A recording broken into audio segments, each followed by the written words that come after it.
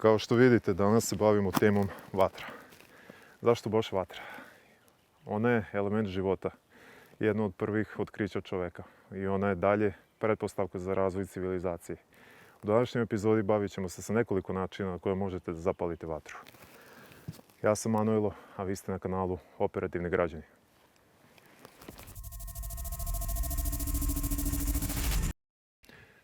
Pre svega, koje su moje kvalifikacije da pričam o ovome?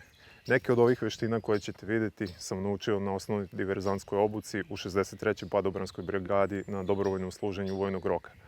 Pored toga, mnogo vremena provodim baveći se planinarenjem i aktivnostima u prirodi, tako da ovaj video ima za cilj da vam pokaže neka iskustva i znanja koje sam stekao vremenom, šta radi, a šta ne, na šta da obratite pažnju i kako pravilno da se pripremite za paljenje vatre. Hajde da vidimo. Da krenemo od najrasprostranjenijeg, a to je upaljač. Kao što znate, svi ih imate i možete svuda da ih nađete. Međutim, veoma je bitno da znate koje su prednosti i mane upaljača. Konkretno, ovi standardni koje uglavnom svi imate ne mogu da zapale dobro vatru ako je vetrovito vreme. Takođe, ukoliko upadnu u vodu ili ako je vlažno vreme, a nosite ih u rancu i vlaga probije u ranac, teško da ćete moći da ih upalite. S obzirom da imaju u sebi kremen koji ako se navlaži, posle toga ne možete da se oslonite na njih. Druga stvar koja je veoma rasprostranjena jesu šibice.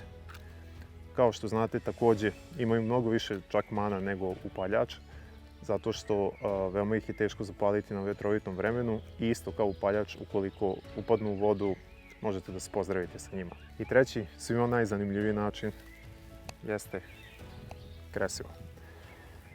Sada ćemo vam pokazati kako ono funkcioniše, ali glavne prednosti kresiva jesu to što možete uvek da ga zapalite, bilo da je sneg ili kiša ili ako upadne u blato, ono uvek pali vatru. Međutim, potrebna je određena tehnika i malo znanja da bi se ono savladalo i da bi mogli uspešno da palite vatru i sada ćemo vam pokazati kako se to radi. Kako da zapalite vatru uz određene materijale koji mogu da vam se nađu pri rukama. Za početak, najbolja solucija jeste ako imate HEPO kocku plus upaljač. Postoje dve vrste HEPO kocki, brown i bele, odnosno obrnuto.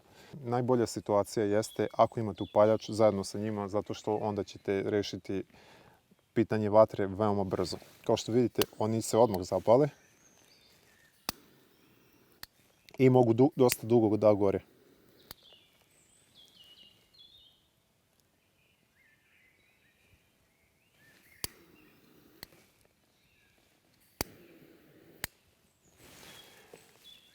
Ono na što treba da obratite pažnju jeste da beli HEPO materijal u situacijama kada je temperatura izuzetno visoka, na primjer leti, veoma često može da popusti hemiju, odnosno farbu koja je oko njega i na to trebate da obratite pažnju zato što može vam se desiti da u rancu ili u kolima ili gde god ga transportujete da će pustiti boju i na taj način bukvalno iscuriti.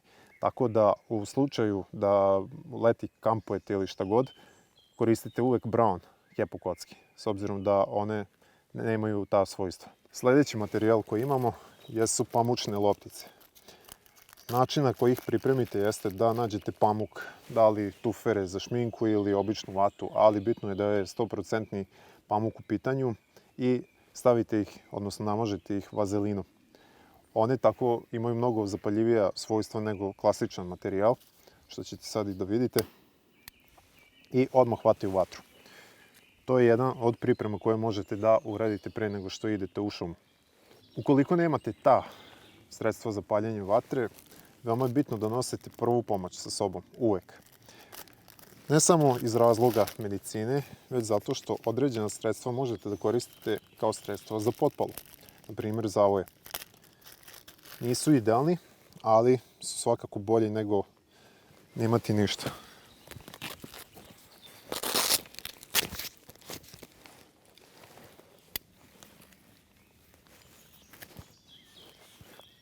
Sada ćemo da vidimo kako su njihova svojstva. Takođe,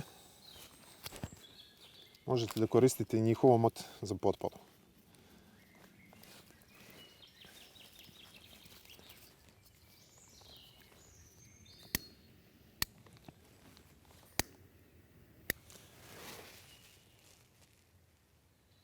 definitivno gore.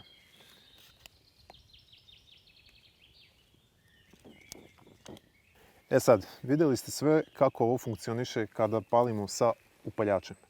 Međutim, kao što smo rekli, nekada nećete biti u situaciji da imate upaljač. Ukoliko koristite šibice, imat ćete manje više isti efekt kao sa upaljačem. Međutim, ako koristite fero šipku, imat ćete mnogo drugačije rezultate.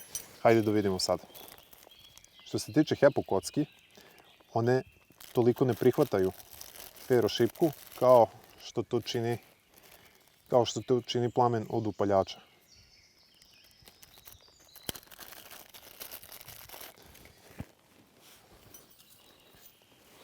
Ono što je bitno kada radimo sa fero šipkom jeste da krenemo od ugla od 45 stepeni ka napolje i onda da ispravimo sečivo sa kojim sečemo. To izgleda.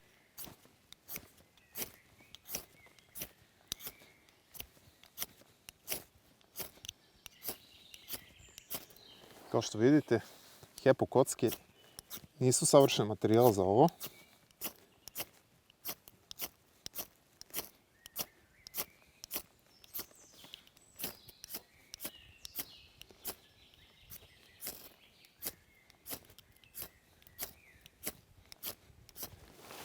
Iako nećete imati problema sa šibicama i sa upaljačem, sa fero šipkom, veoma teško ćete moći da upalite HEPO kocke. Hajde da vidimo dalje.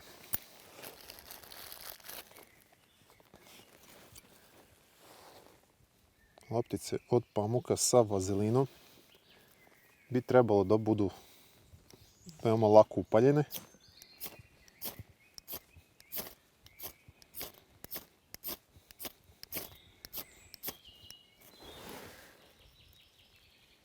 I relativno lako smo ih upalili.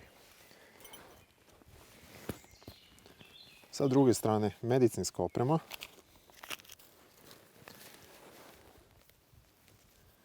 Pretpostavljam da neće biti toliko lako upaljena.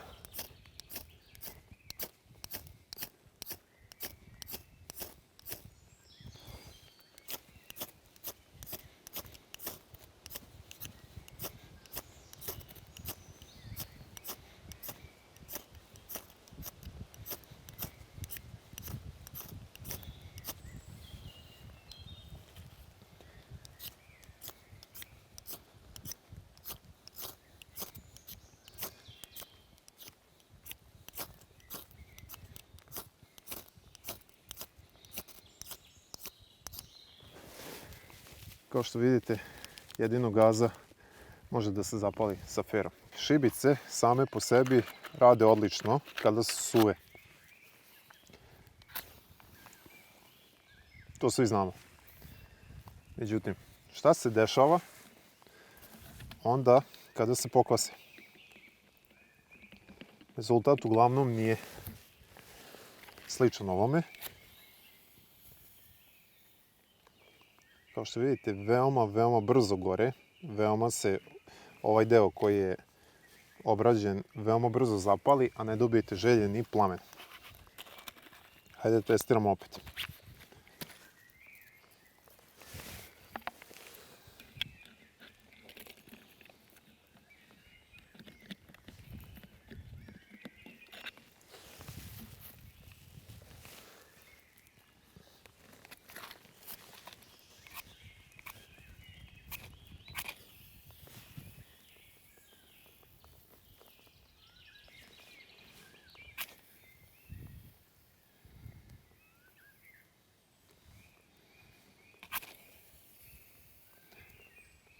Da li će vam ovo biti dovoljno za paljenje vatre, procenite sami.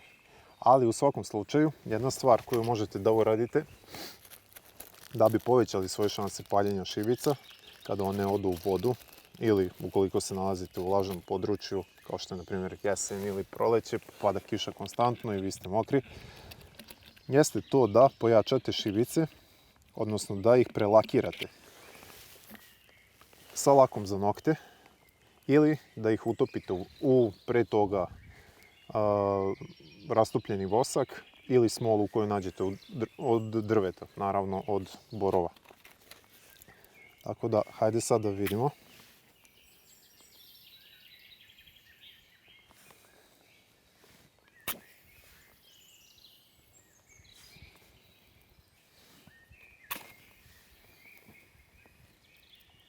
Svakako bolji efekat.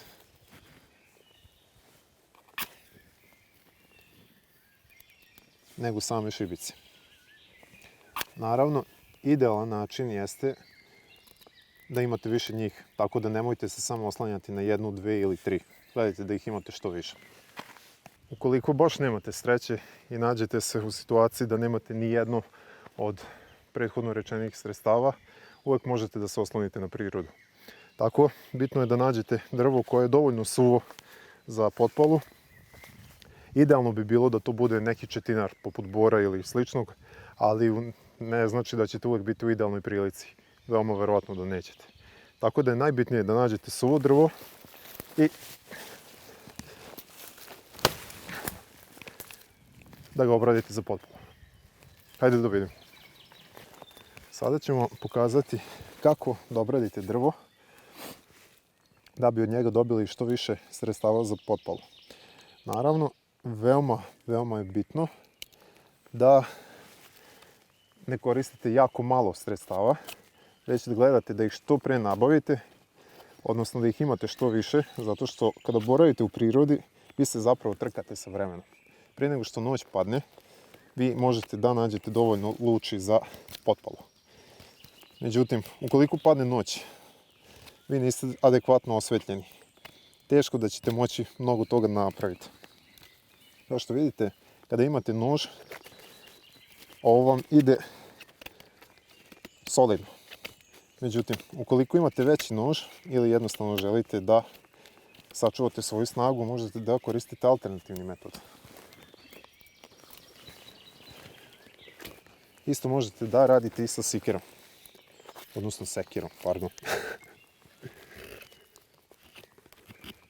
Naravno, idealno jeste ako nađete tvrdu podlogu na kojoj ćete to da radite.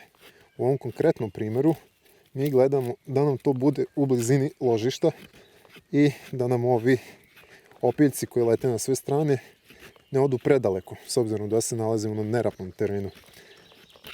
Kao što vidite, nismo htjeli uopšte da vam ulepšavamo ove tehnike o kojima pričamo ovdje danas, zato što sve to lepo kada gledate na internetu, međutim, kada izađete u prirodu, ispostavi se da je mnogo komplikovanije nego što je na šorcu od 15 sekundi. Priroda ume da bude neoprostiva, samim tim trebate da budete adekvatno pripremljeni. One eternity later. Sad možete da pristupite paljenju vatre, s tim da paljenje kremenom nije toliko jednostavno kao što izgleda na internetu.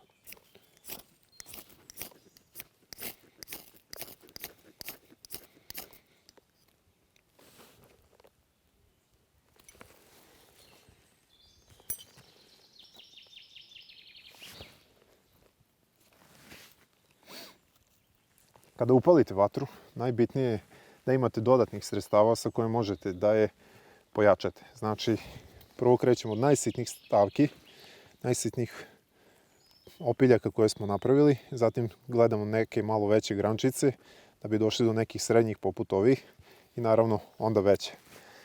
Ono što je bitno jeste da mnogo će vam biti lakše ukoliko imate suva drva. I naravno ukoliko se nalazite u četinarskom području gdje imate borovu šumu i borova drva. Kao što ste vidjeli, prošli smo kroz neke od osnovnih tehnika na koje možete da upalite vatru. Također, pored ovih koje ste vidjeli, postoji određeni načini koje nismo spominjali u ovom klipu, poput paljenja vatre preko baterije sa aluminijumskom folijom i nekih drugih koji su nam rekli da ne stavljamo u klip iz pravnih razloga.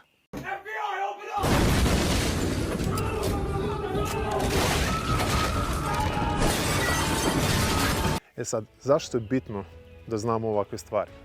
Pre svega, nije dovoljno samo pogledati video na Instagramu ili na YouTubeu gdje je sve pokazano u 15 sekundi. Jedna stvar je vidjeti to na internetu, a druga je u potpunosti probati to u realnim uslovima gdje nije sve tako idealno kao što je predstavljeno na netu. Dakle, postoji velika razlika između interneta i stvarnosti. Također, nije dovoljno samo da imate opremu. Morate da znate kako ona funkcioniše, šta možete da kombinujete sa čim. Jednostavno, na taj način vi pravite solucije. Ukoliko one vaše glavne ne uspeju, vi imate uvijek način da uspete u vaše nameri. Tako da, vidimo se u sljedećoj epizodi Operativnih građana. Nadam se da ste uživali.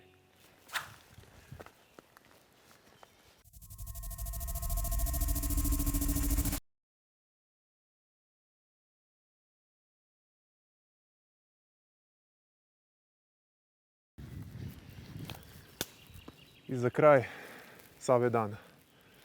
Nikad ne znate kroz šta neko prolazi. Zato savjet dana je da budete ljubazni jedni prema drugima. Nije teško. Vidimo se u sljedećoj epizodi.